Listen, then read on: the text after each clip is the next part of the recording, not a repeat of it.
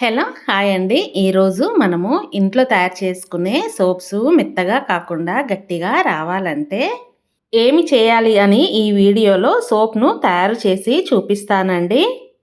ఒకే ఒక మంచి simple tip చెప్తానండి.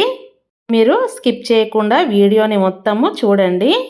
ఈరోజు ఎండబెట్టిన నిమ్మ చెక్కల పౌడర్‌తో సోప్‌ను తయారు చేసి చూపిస్తానండి. నా ఛానల్లో ఆల్రెడీ సోప్స్ మేకింగ్ వీడియోస్ ఉన్నాయండి. ఎవరైనా చూడకపోతే ప్లీజ్ చూడండి. ఇంకా మంచి మంచి హెల్తీ రెసిపీస్ కూడా ఉన్నాయండి. ఒకసారి లుక్ వేసేసేయండి. ఇక వీడియోలోకి వెళ్ళే ముందు ప్లీజ్ నా ఛానల్ని సబ్స్క్రైబ్ చేసుకొని లైక్ చేసి షేర్ చేసి కామెంట్ కూడా పెట్టండి. మీకు ఇంకా ఎలాంటి వీడియోస్ కావాలి అని కూడా ఒక కామెంట్ చేయండి. ఇక లేట్ చేయకుండా మనము వీడియోలోకి వెళ్ళిపోదామా? నేను నిమ్మరసం తీసిన తర్వాత నిమ్మ చెక్కలను బాగా ఎండపెట్టి మెత్తటి పొడిలా చేసుకున్నాను. ఒక బౌల్లో ఈ పొడిని 1.5 స్పూన్ తీసుకోవాలి.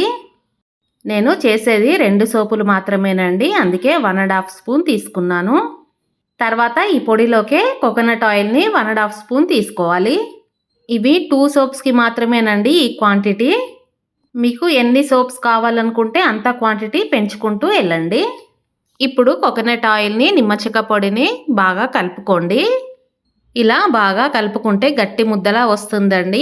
మీకు అలా రాలేదు అనుకుంటే ఇంకా ఎక్స్ట్రా కొబ్బరి నూనె మాత్రం వేయకూడదు.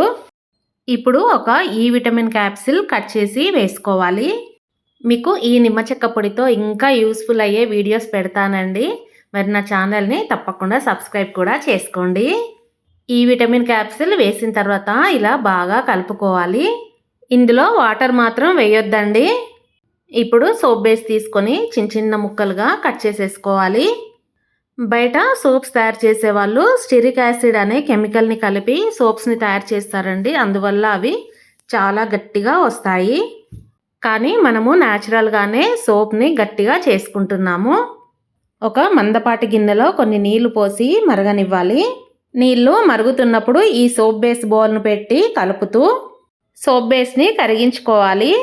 సోప్లో ఈ నిమ్మ పొడిని వాడడం వలన నల్ల మచ్చలు, పిగ్మెంటేషన్, ట్యాన్ అన్ని మచ్చలు పోతాయండి. ఇంకా మన స్కిన్ కూడా బ్రైట్నెస్ అవుతుందండి. సోప్ని ఈ విధంగా కరిగించుకున్నాక మనము రెడీ చేసి పెట్టుకున్న కొబ్బరి నూనె, నిమ్మ చెక్క పొడిని వేసి కలుపుకోవాలి. ఇది మనము ఒక ముద్దలా వేసాం కాబట్టి కలిపేదానికి కొంచెం టైం పడుతుందండి. మీరు స్టవ్ని కట్టేయకుండా సిమ్లోనే పెట్టి కలుపుకోవాలి. లిక్విడ్ ఫామ్లో వేస్తే తొందరగా కలిసిపోతుందండి. కానీ మనము ఒక ముద్దలో వేసాం కాబట్టి కాస్త టైం పడుతుంది. ఎక్కువగా లిక్విడ్ ఫామ్లో వేస్తే సోప్ అనేది మెత్తగా వస్తుందండి. ఇంకా వాటర్ కూడా యాడ్ చేయకూడదు. మెయిన్ సోప్ అనేది గట్టిగా రావడానికి మనం వేసింది గమనించారా ఏమేసాము అని? ఒక్కటే అండి, కొబ్బరి నూనె వేయడం వలన సోప్ అనేది గట్టిగా వస్తుంది. కొబ్బరి నూనె కూడా ఎక్కువగా వేయకూడదండి. కాస్త ఎక్కువైనా కూడా సోప్ మళ్ళీ మెత్తగా మెల్ట్ అయినట్టు వస్తుంది. ఇప్పుడు సోప్ మౌల్డ్కి ఆయిల్ని అప్లై చేయాలి. తర్వాత స్టవ్ కట్టేసి సోప్ లిక్విడ్ని మోల్డ్స్లో వేయాలి. స్టవ్ కట్టేయగానే మీకు ఎంత తొందరగా వీలైతే అంత తొందరగా మోల్డ్స్లో వేసేసుకోండి, లేకపోతే తొందరగా గట్టగట్టిపోతుంది. తర్వాత దాన్ని కదపకుండా అలాగే ఉంచి బాగా చల్లారిన తర్వాత మాత్రమే తీయండి. చూసారా అండి సోప్స్ ఎంత గట్టిగా వచ్చాయో? మీకు సోప్స్ గట్టిగా రావాలంటే ఈ విధంగా చేసుకోండి. మెత్తగానే ఉండాలి అనుకుంటే నేను ఆ వీడియోస్ కూడా అప్లోడ్ చేశానండి. ఇంకా మీకు ఎలాంటి వీడియోస్ కావాలన్నా కూడా ప్లీజ్ ఒక్క మెసేజ్ చేయండి, కామెంట్ పెట్టండి.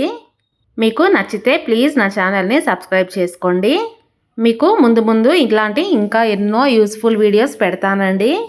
అంతే, నిమ్మ చెక్క పౌడర్తో సోప్స్ రెడీ.